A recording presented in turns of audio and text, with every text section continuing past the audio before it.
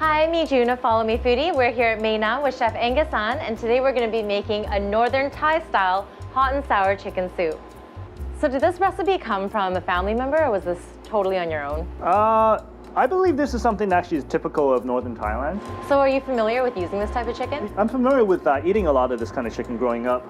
So my parents actually had a hobby farm and my dad raised a lot of his own chickens. Oh. So the key thing with these chickens is they're a lot smaller and they're not raised for the meatiness of the birds.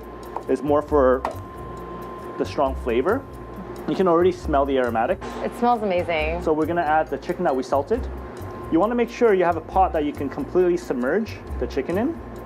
So what you wanna do is, it's kind of like an artichoke, you wanna peel away layers. So I like to score down the middle and we put our bamboo shoots in there. Okay. You wanna notice one thing, there's absolutely no movement in my stock, okay? If it's simmering or if it's boiling while I'm cooking the chicken, it's gonna dry out the chicken. So we want a really constant, steady, low heat. You can really smell the bamboo and all the aromatics. So we want to take out some of the things that we're not going to eat, such as pandan leaf. Now what's the difference between breaking down the chicken at this point versus doing it before you put it into the pot? By keeping it whole, it takes longer to cook and it's more gentle. Rather than taking it down in half, the chances of the meat drying out are much greater. This soup is quite gamey and earthy, so the earthiness of the tamarind leaves really helps. I think it's always nice to keep the chicken feet in chicken soup. As you heat it up, you build more of the collagen. Yeah. You can really smell the aromatics. You can really get the tamarind, the earthiness of the tamarind.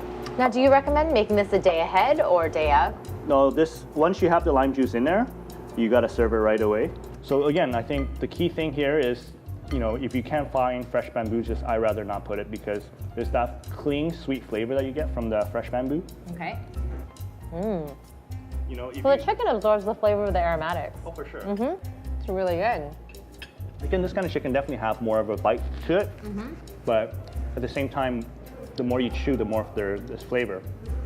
If you were to boil the soup or cook it for too long, the meat will toughen. But for this kind of chicken, you get a lot of flavor. If you cook it properly, it could still be kind of that silky texture. Well, thank you so much, Angus, for showing us this recipe. I seriously can't wait to make it at home with all the ingredients, but it seems like they're easy to find. Yeah.